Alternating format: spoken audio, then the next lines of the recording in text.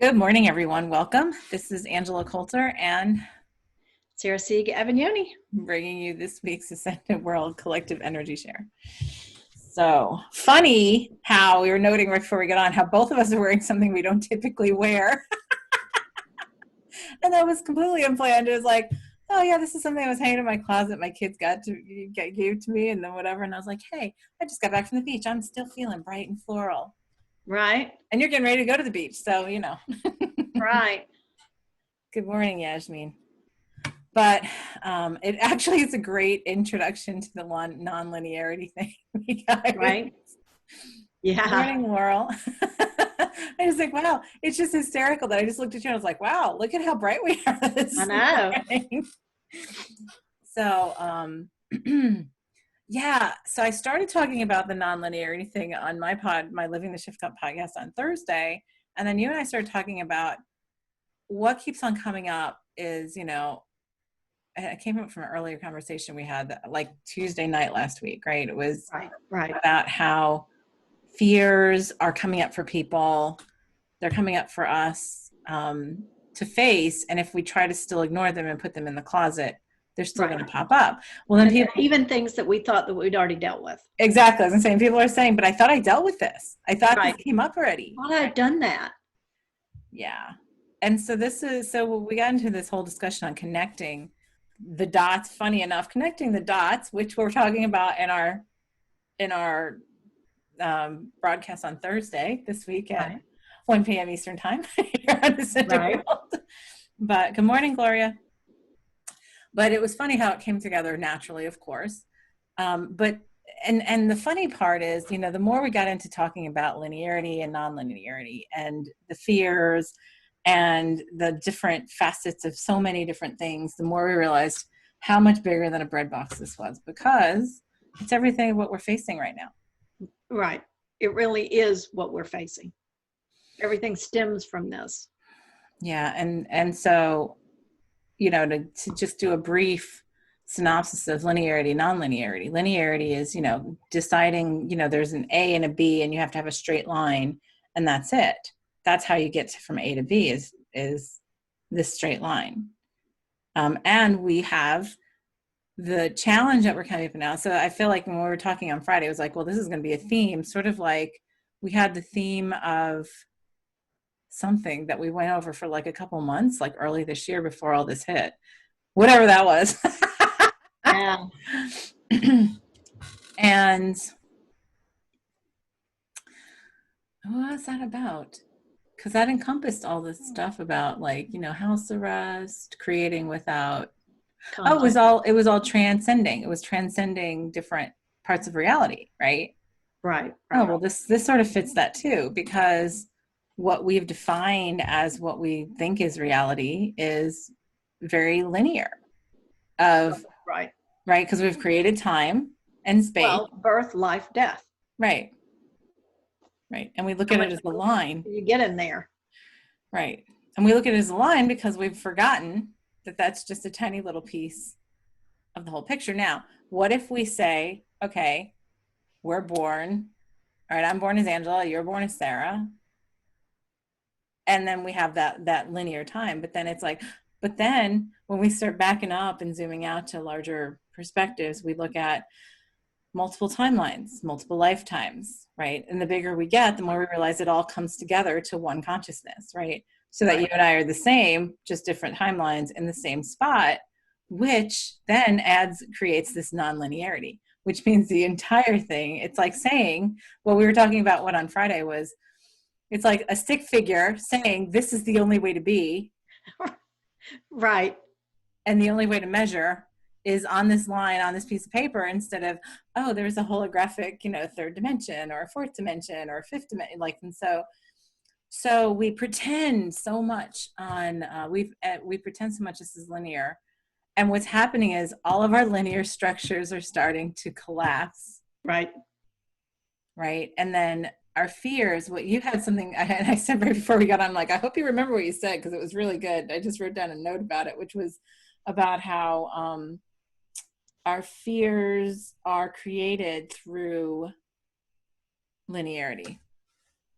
Well, and if you think about, fear is about thinking about the past, and anxiety is worrying about the future. And it's like it's all based in that linearity. And it's like I've already done this and I have regrets or fears based on that, and then that creates angst and anxiety about what I'm going to do in the future, when it's all already happened. We all already know about it.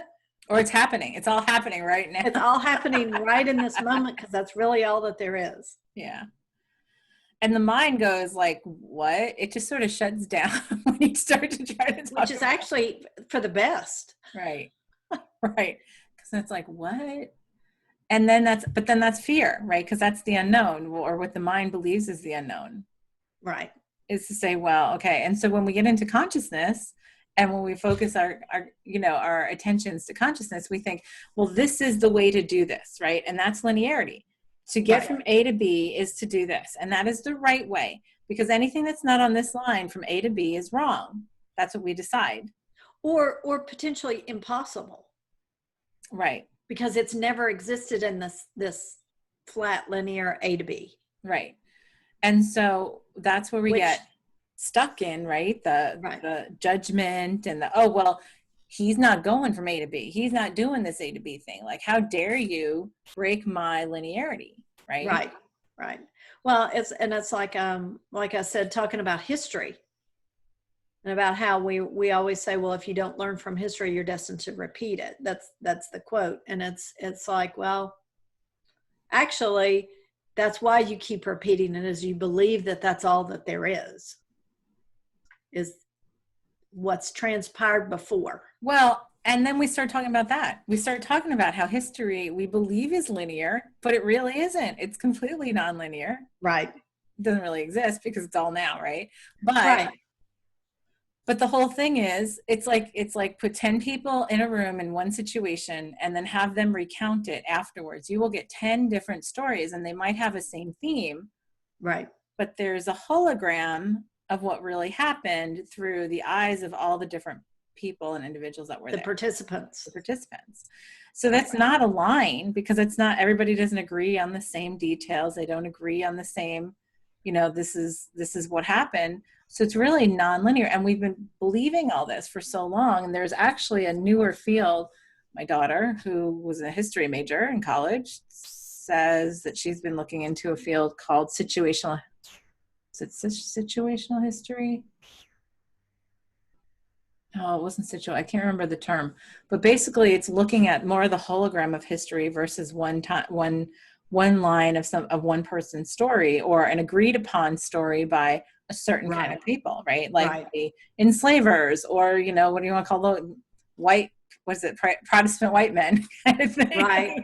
About all that, and there's no judgment in that, but it gives you a much bigger picture, right? Of a much more holographic picture when you get that whole story from all the different perspectives. Well, that's very nonlinear. Right. I mean, and we talked about how, every time a new pharaoh would come into power in Egypt, he would rewrite history. Well, and how many times the Bible's been rewritten and edited? In the Bible, how many times has it been translated, or books have been taken out, or books have been put in, and all that kind of stuff. Right.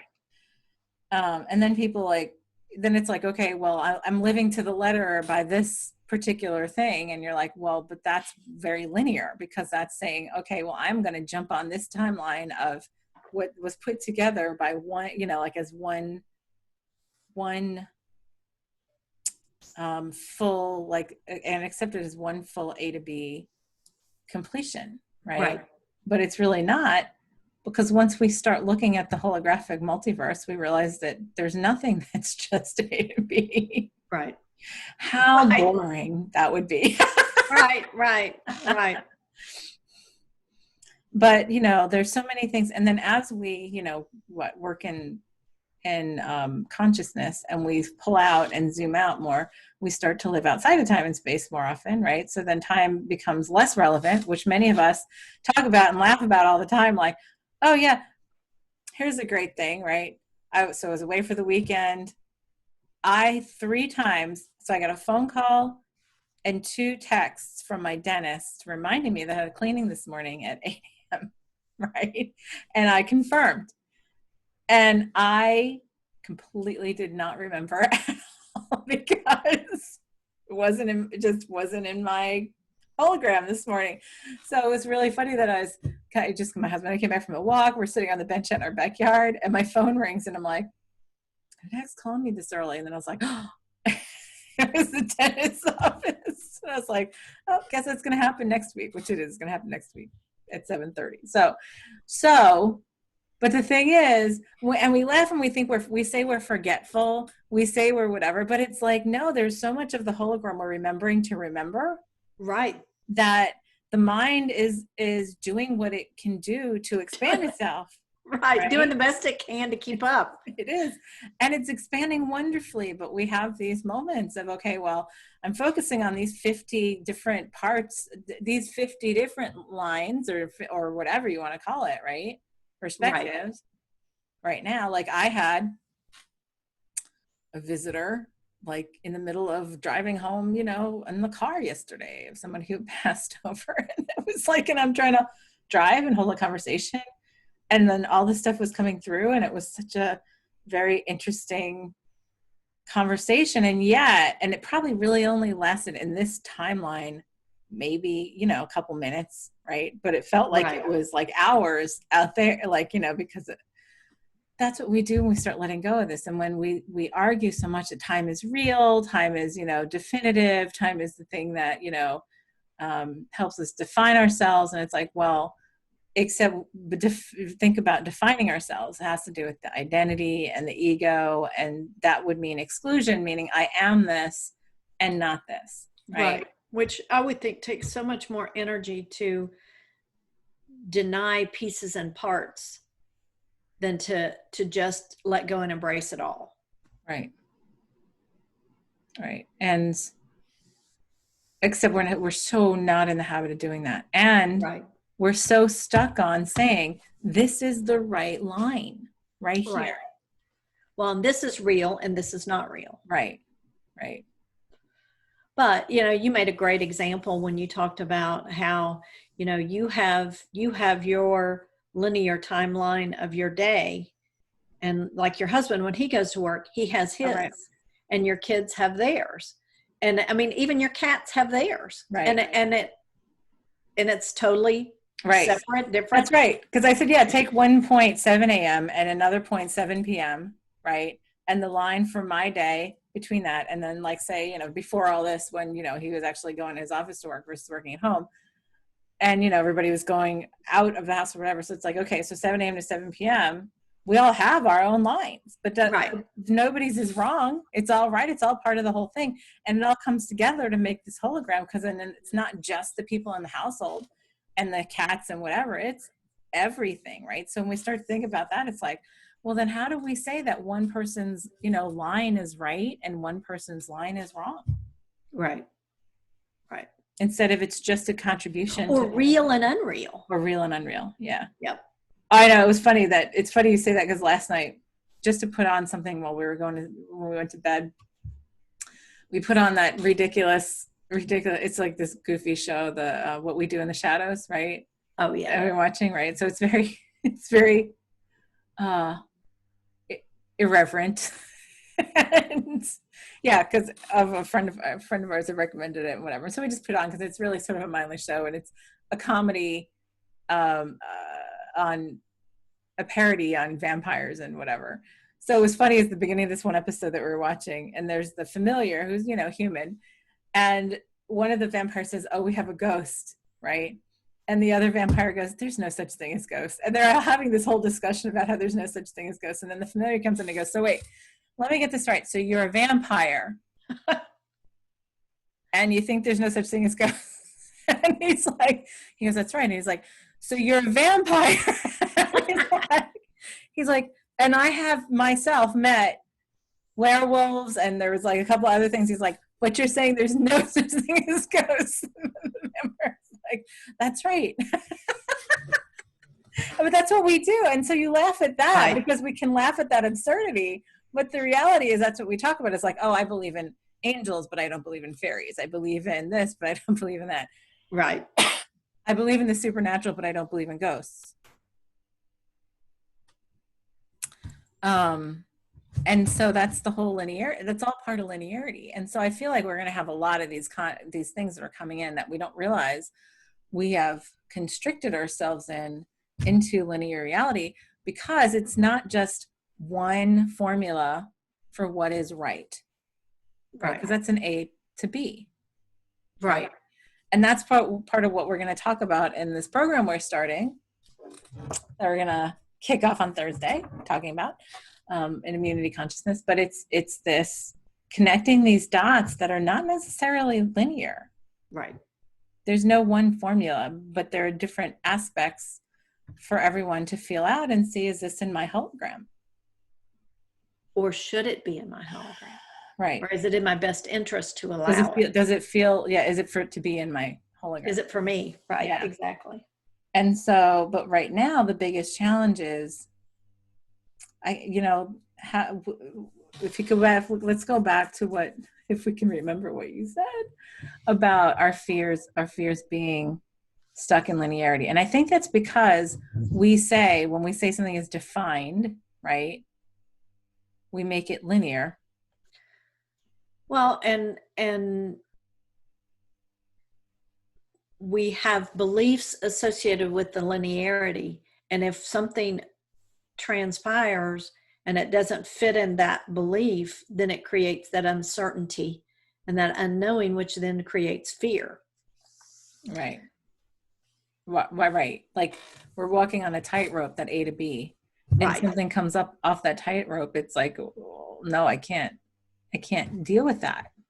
Right. Or I'm afraid of that. Shouldn't. Right.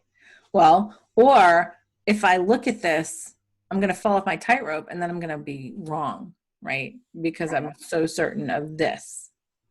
And that's what many are going through in the collective right now. Right. That, well, no, this is like, and it's, if you look at it, it's sort of crazy because so many people have so many different really, really adamant beliefs on what there is to do, what's going on, or whatever. You can talk about the virus, you can talk about politics, you could talk about global warming, you could talk about so many different things, and you have people saying, no, this is the way it's supposed to be. And if you try to introduce something outside of that line, right, that linearity, it's like, even if you have so much proof, they're so focused on that line, right, that they're afraid to even look off of it, right? Because that means that then you lose your identity, you lose that line. I don't know. Well, and it takes so much more energy to hold the line. Mm-hmm. Because it's denying so much of what is there and available to you and who you are. Mm-hmm. It's like saying, I am only going to be my big toe. And I'm going to put everything into being my big toe. And even though all these other things could help me, I'm just going to be the big toe. And I'm going to be okay with that. And we're so much more. And we're coming into a time when we can't help but see that we're more than that.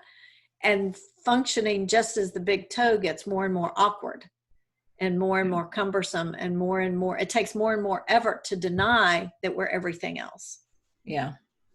Well, and so what I was looking at over the weekend a lot was, because I was at the ocean, there's nothing linear about the ocean, right? It's so circular and cyclical and whatever, and flowing and there's no hard edges except for the coral.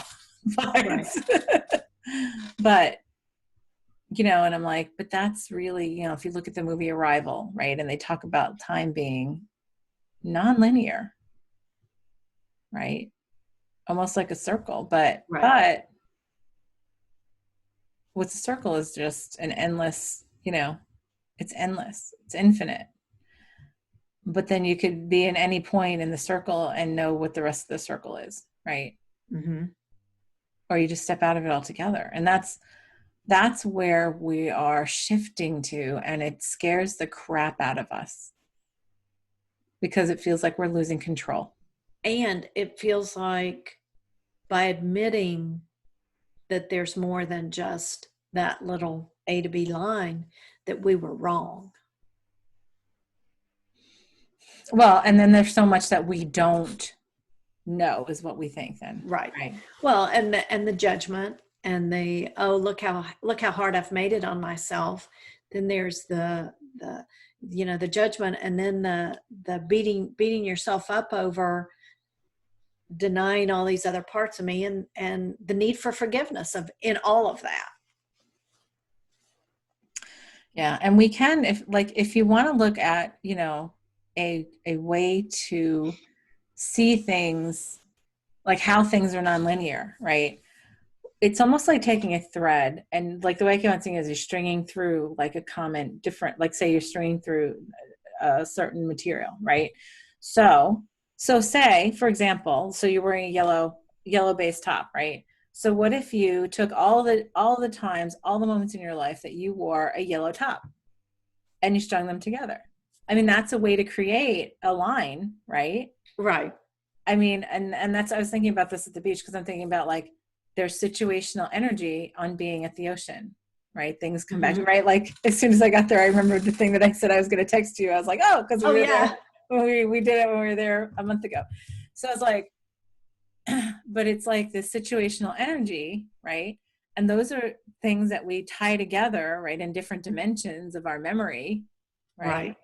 And it's situational. Like I was talking about on my podcast on like how I can remember what I talked about with somebody if it was 5 years ago, like in a session, as soon as I'm in their energy for like 5 to 10 minutes, it'll just like the longer I'm together with them, the more it just sort of comes back because we are then back. So that's non-linear, even though we say it's linear, because that's just in this time and space Right. of being in the same energy, right? So it's like if you did that with like say yellow shirts, right?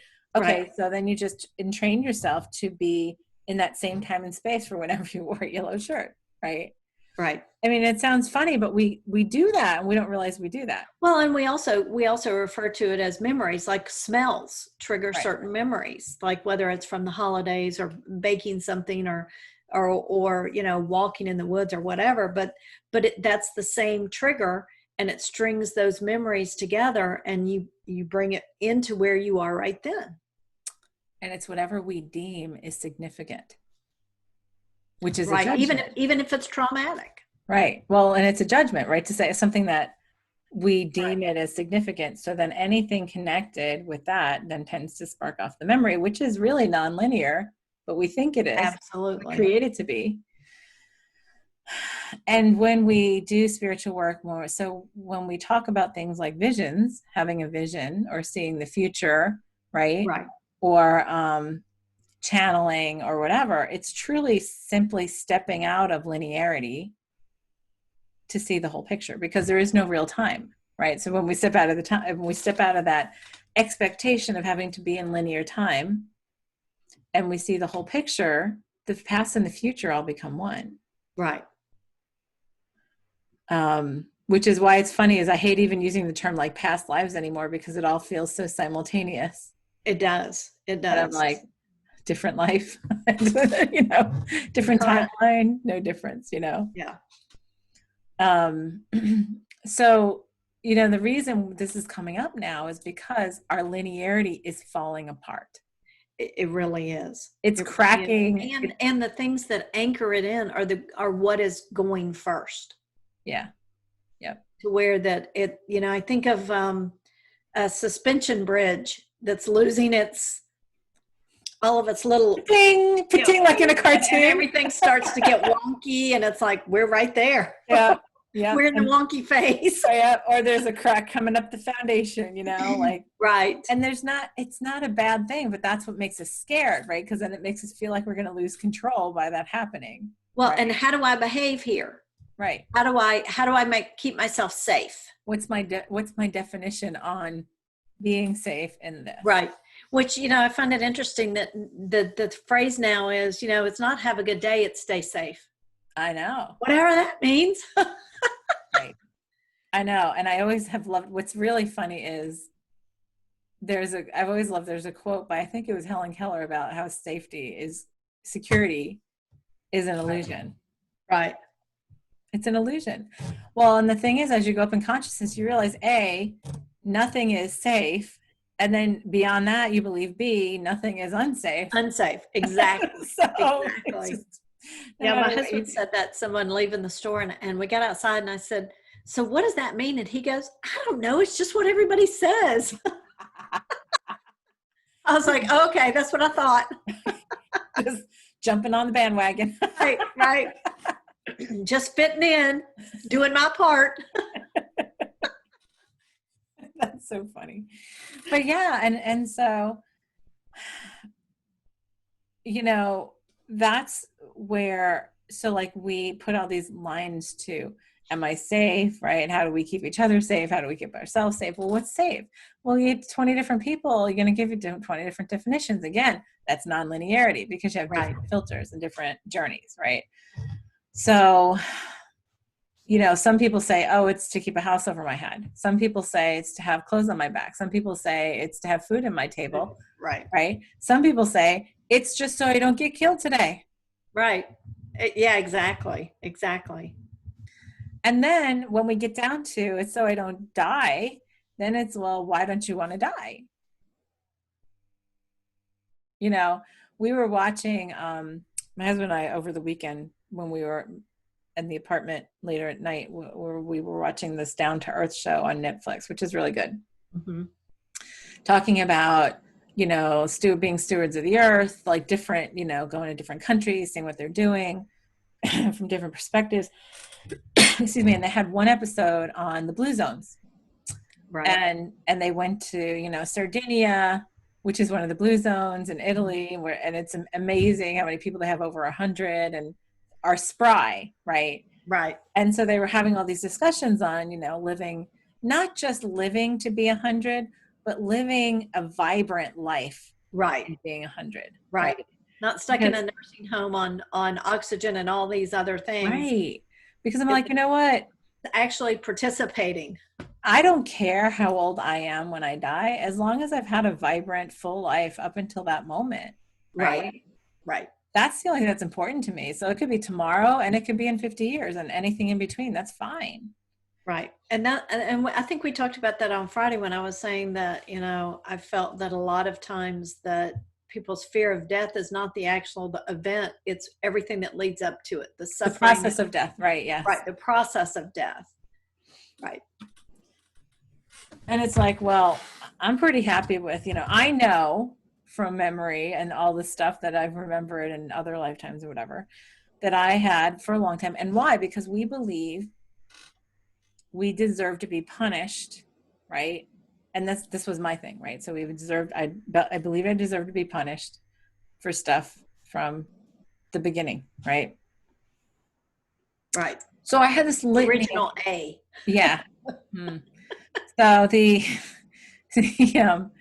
I had this litany of really violent deaths over multiple lives. And it was almost a joke. Like I would tell people like, oh God, at this life I was, you know, sliced in half, and in this life this happened. And they'd be like, oh my God. And I'm like, yeah, but I found it funny after a while, because it was almost comical, because I look at that and go, oh, well, look at how interesting I made that, because I believed.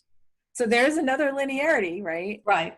So then I said, okay, well, how about I just go when it's time to go this time, and don't have to make it like some kind of big grand production. No great exit strategy. Yeah. Right. I can just go ahead and step out. That'll be it. But you know, we feel like death. So what if we believe that death is a punishment, right? Which is what many of us have. Right. And as long as, so that's another dot, by the way, because when we go birth to death, instead of saying it's not a line, it's a cycle, because every time we're born into a body, we're dying, you know, like, or somewhere else. Yeah. Or we're dying from another cycle. And as every time we die out of this, we are born into something else. Right. And that's believing in the eternal existence of our consciousness. Right. So that's the whole thing that many have the question about is, well, do we just blah, blah, blah? And it's like, well, we're energy. Our consciousness is energy. And they've proven that over and over again. And the one thing we do know is that energy never dies in this multiverse. It just continues on in different forms. It just shifts forms. So Right. we would leave our bodies and just become pure energy again. And all I know is my experience with those who have left the body has been the more they're out of the body, the longer they're out of the body in this linear timeline or whatever. Actually, it just the more they become free of the body and disconnect themselves from linear time, the more they become their whole being, like they allow Right. their assimilation of memory in the whole Right. consciousness again. Remembering. Right. So what's so bad about that? Right. So when we lose that, well, then we lose the need for linearity, and because we lose the need for definition of birth and death and everything in between. That's the most important thing, and da da da da, right? Whether you believe in one life or a jillion, it doesn't matter, because if you understand that we're energy and we're just going to shift into something else once we're out, what if it's better? Yeah. Chances are it probably is. Well, I was gonna say, and I'm pretty sure from my experience and my remembrance is that it actually is, but it's not that. And by the way, it's not our whole consciousness that's here anyway. So it's like we take a piece of our consciousness just to go into this little separation thing. So Right. that's non-linear too, right? It's like saying you be my pinky. Right. You just remember being my pinky while you're my pinky, but you're still part of me. It's that whole, so there's so many this is such a big topic. Like I don't even know where to start with it. Right.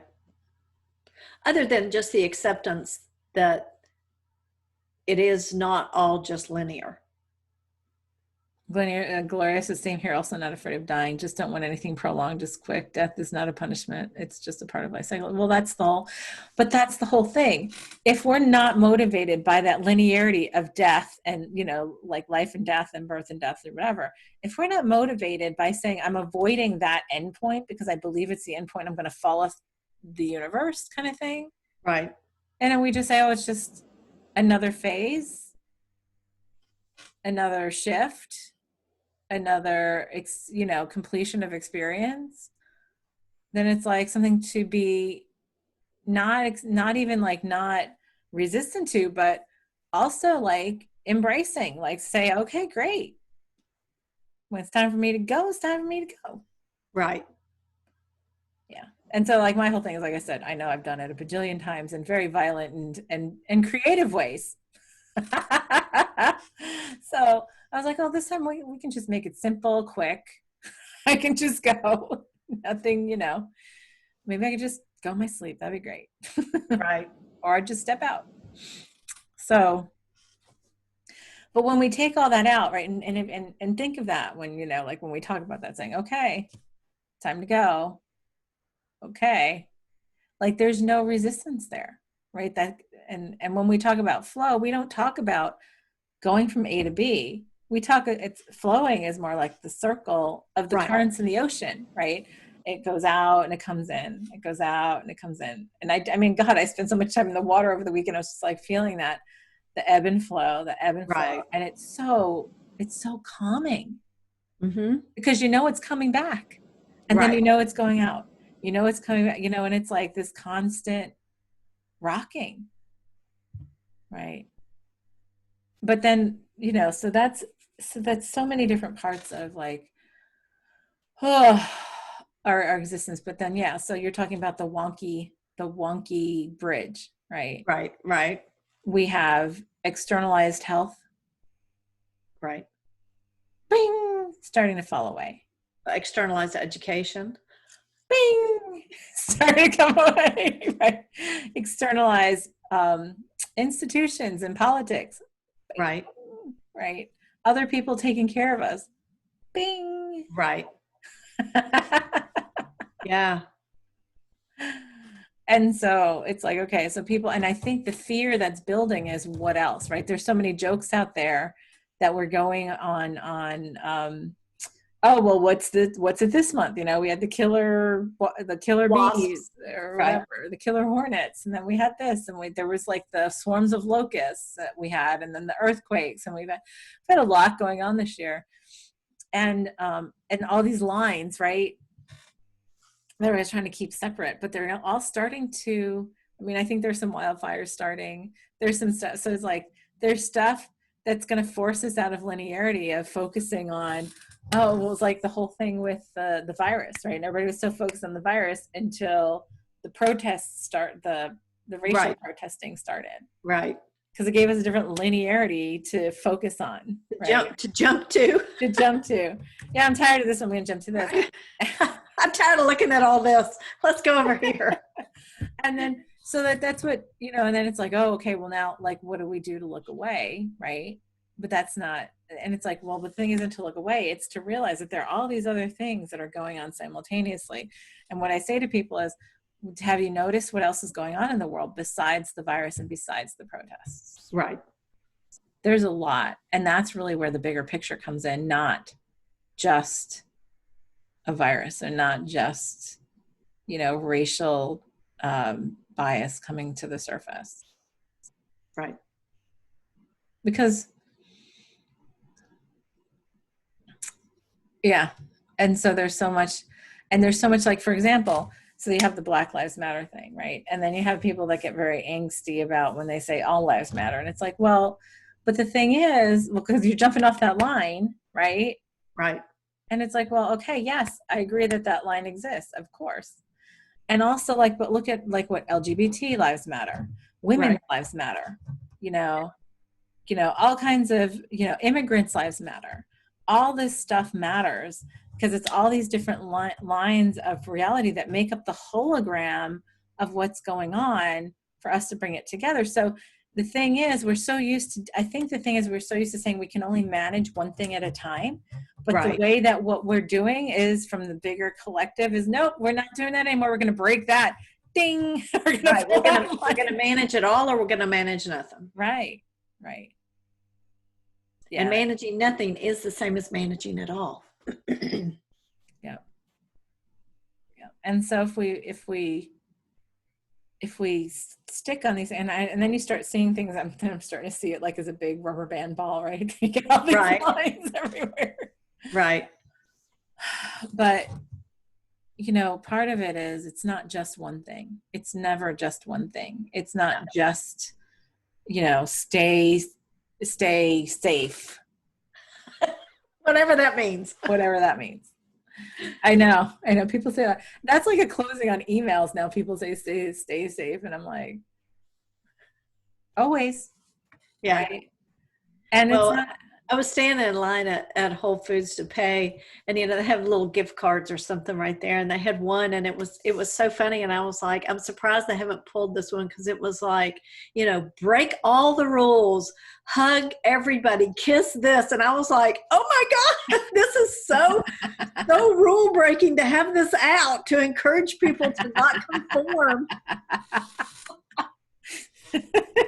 This greeting card is not safe. Right. It's not on this line. That's right. Yeah. And so that's the whole thing, is that we've become so myopic, and it's almost like we feel the rumble of all of that, of the whole thing collapsing.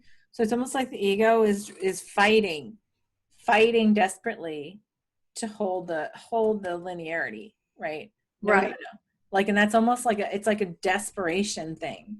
Right. And that's where it's become sort of ludicrous. Yeah. Well, what the picture that comes to mind, which I always think is hysterical, at the very end of Harry Potter, when they're all, laying around in the rubble, and there's huge pieces of granite everywhere, and there's Filch with a push broom. Like that's going to matter. Right. Right. Yeah, that's where I feel like that's where we are. We're with the push broom going, where can I make a difference? Right. And so the thing is really look at, and it's not one thing. So there's not this one thing that's saying this is what's going to be safe. Well, what's safe? Safe in what? Right. Be safe. Be what? what do you mean by safe? Do you mean don't fall off a building today? Don't get into a car accident and die today? Don't forget to breathe. Don't forget to breathe, right? Don't spill hot coffee in your lap. I mean, there's so many. Or don't eat crappy food. Right. I mean, what? Don't eat crappy food. Don't have habits that don't Serve your serve your body, right. like, but we don't mean any of that right now. No, Like, it's one no, thing, no. right? Um, Yeah, fear of moving out of what has been the norm. yeah, That's what Gloria says. Yeah. yeah. But there's no norm anymore, and that's the whole thing. Is Right. like my husband says, he goes, he hates when he hears people say the new normal. Oh, I know. It makes him cringe. And I'm like, It's almost like you need to say, well, this hour's new normal, right. or this minute's new normal. And Well, and it was that's practicing in getting used to living in that nonlinear. It's like, well, just take it in the moment. what if we just threw out the word normal? Right. Because normal is to the ego like a comfort zone thing, right? Right. Well, it's a destination. Yeah. Yeah. And I did a share with somebody last week, and this came out, like, I think she said the new normal. And I said, yeah, I just don't do that term. I said, because by the way, everybody's normal is different anyway, right? So there we go into nonlinearity again. Right. So like, okay, so for me, it's pretty normal to have somebody who's passed over, just come in and knock in my conversation when I'm driving the car someplace, or when I'm sitting someplace, or when I'm just sitting. Like, it's normal for me to have like non-embodied cats around me. Right. Which is sort of weird, but or have visions or whatever. That's my normal. Is that, right. It's not everybody's normal, but that doesn't make my normal crazy, right? Or wrong. Or wrong. And it doesn't make other people's normal crazy or wrong either. But I do believe that that's how we've attempted to live. Yeah. In the near past. And I think that's what the fight is like, well, I want to be normal, but then the thing is, you won't be until you figure out what that is for you. Right. Laurel says, yes, I'm throwing out normal. It's an indirect external validation. Yeah.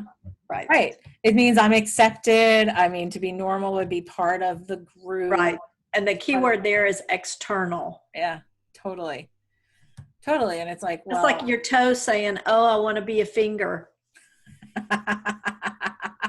Right. Right. Which it could be if it decided to be. Grafting, just saying. but yeah, and so like that's become like a big catchphrase. It's like, oh, this is the new normal. And it's like, no.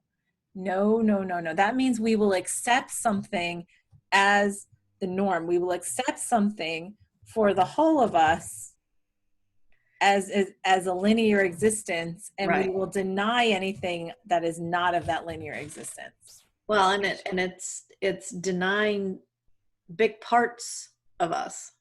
Yes. And that's really what is crumbling, right? Because it's time to stop denying those parts of us. Just like I'm only the light. Right. Yep. So here comes the darkness roaring back. They kick you right in the butt, right? Right. Yeah. Oh, okay. I'll show you the light. I got your light here. That's right. I'll give you some light. Earl says, I must be a finger. Yep. Normal is also another limitation. It is. Because it's like, it's what we define. It's a definition, right? It's a linearity of saying, right, I've got to fit into this box. Right. Right. Because then other people will believe that I'm normal, which will make them accept me and think I'm valuable, because I don't believe I'm valuable myself as I am in my wholeness right now. Right. Oh, yeah. See how limiting that feels when you say that? It really does. It really does. And to say, okay, no, let's do this differently. What if we said,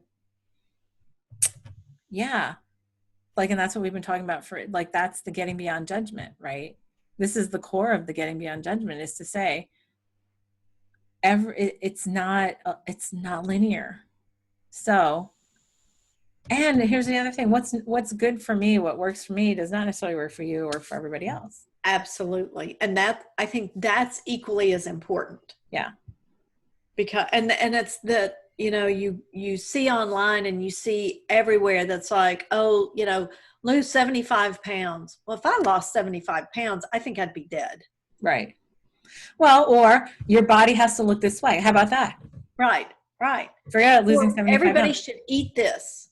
Right. Everybody should throw this away. Never eat this again. And it's Right. like, Right. clearly that's not the case, or nobody would eat it all because everybody would be dead from eating it. Right. Right. And then there's like all this stuff about like, yeah,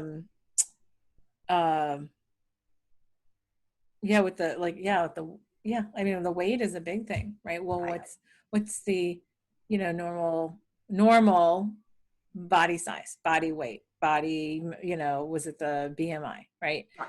And all that kind of stuff. Like, if we create new normals all the time because we want to create these definitions that we fit into or don't fit into, or we strive to fit into, and then we feel like we're lacking, right? Because We've we feel lost like so much touch with what is for our well-being, that we have to have guidelines set up by someone else that we can compare ourselves to then judge ourselves. right, right, right. So, and that causes more angst and more feelings of lack and unworthiness than anything else, because then we're trying to fit ourselves into a line, right, or a box. We can call it boxarity instead of linearity. right, right. So, but and so then sometimes we just give up because then we're like, oh, well, there's just useless. I can never do this anyway, right? I love, speaking of the weight thing, because that's a big thing in our culture, especially for women, right? Right, right. And I can't tell you how many people I talk to and they're like, oh, well, if I'm only at this weight, or blah, blah, blah, or I don't like, and it's like, well, why don't you like your body as it is? Because you're creating it the way it is. You're creating it the way it is, and it's serving you the way it is. Right. And it doesn't matter what it was 10 years ago or 25 years ago or 5 days ago. It matters what it is today. And that even is, if you have ailments and pains and stuff like that, it's serving the purpose you created it to serve. Right. So have gratitude for it as it is now. And if you then, from this holistic place, say, I choose to change it, it'll change. Right. Effortlessly. I will love it. Gosh, what's a good way to put that? I know that as you shift how you see yourself, how you exist changes, Mm-hmm. as does everything else. So the more you love yourself, the more you'll come to love how you are, and it will fall into a place where it's never been before. Yeah. Or in a long time. Yep. Yep. I mean, that's the whole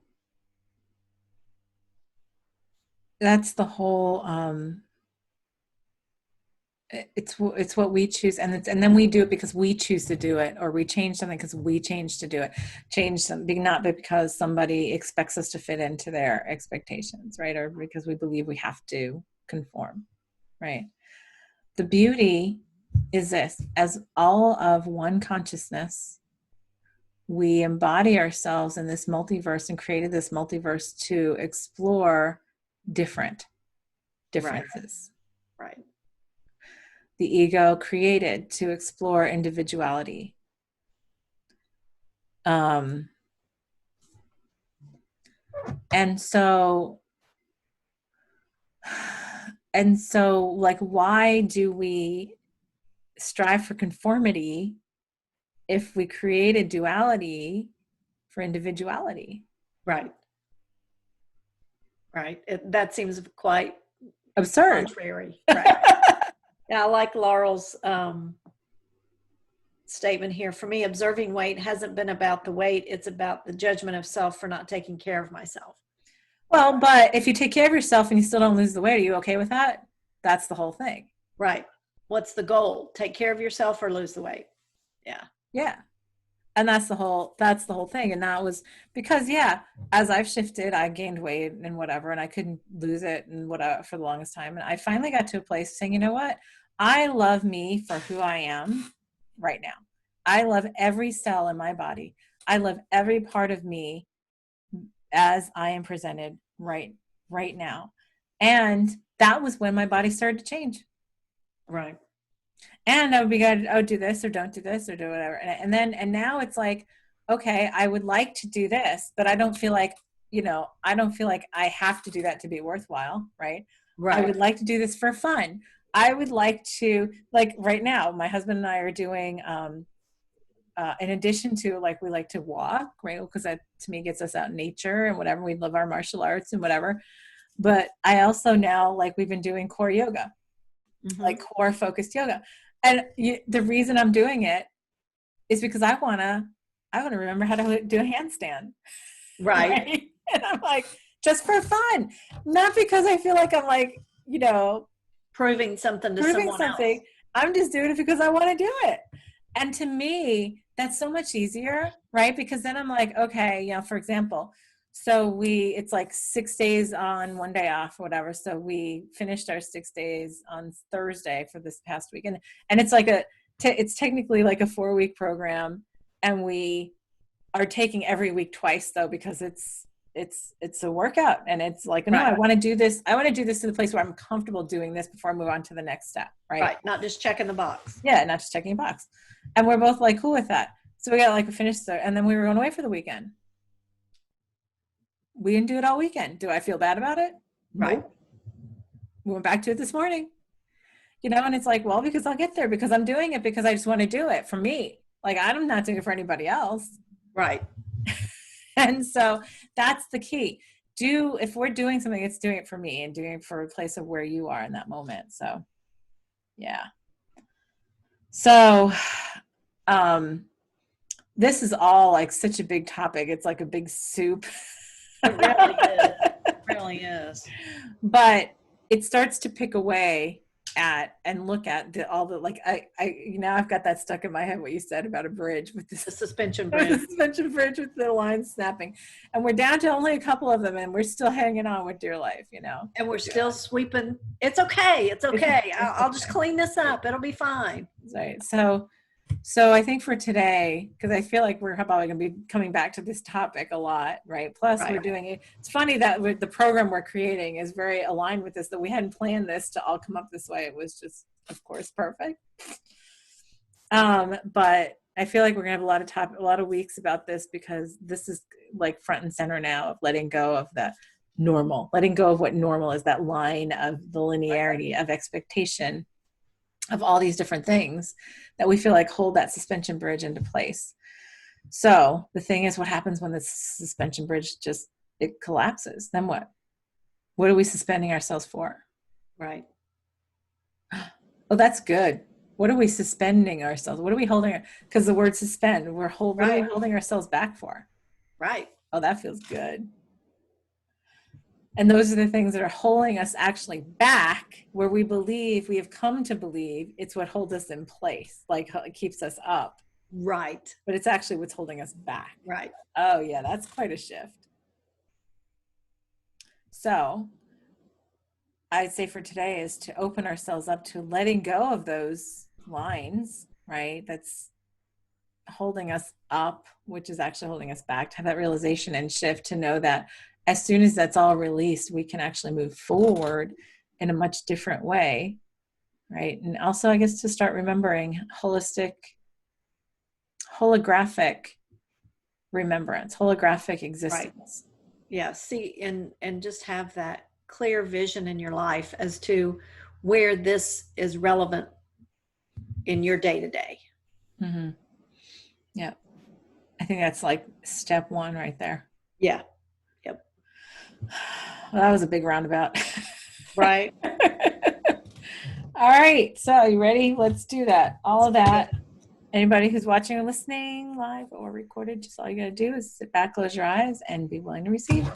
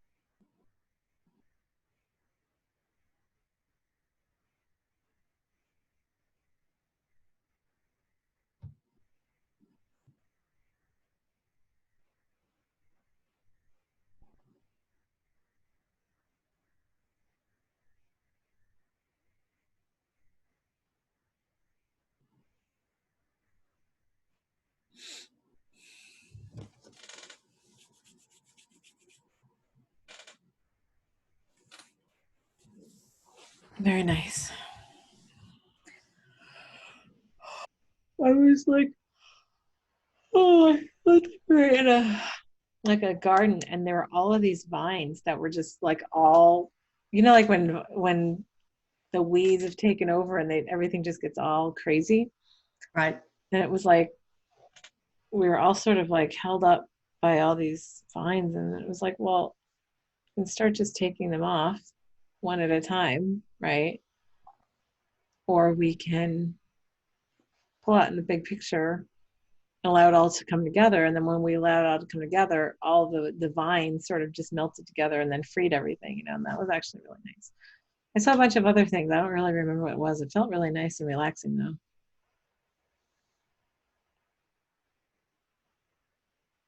Yeah. Anything? I don't have a lot of memories. I know that I just sat in a space and it was like, this is what this moment is, and this is all that matters. And it's like it just unfolded.